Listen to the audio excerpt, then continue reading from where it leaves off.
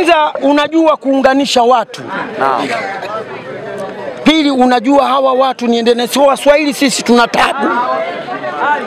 Waswahili wa Yanga wanataka wao raha. Karaha hawataki. Na ili kila siku kwenye vyombo vya habari naliongea. Yanga hawataki karaha.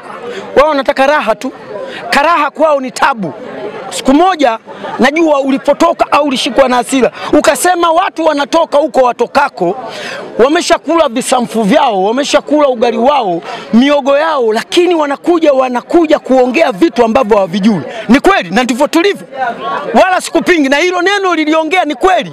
Lakini unaona maneno yaliyotokea, watu wakakwambia engineer omba msamaha. Ukaomba msamaha. Lakini kwa nini uliongea? Aziz Ki hakuna mtu yote anayejua hapa anachukua shilingi ngapi. Aziz Ki hawajui nani anamfanya Aziz Ki anatulia anacheza mpira. Anapata wapi pesa, anapata wapi maisha mazuri, ana relax vipi? Shekhe si hatujui, si kazi yetu kada kaweka pale kada.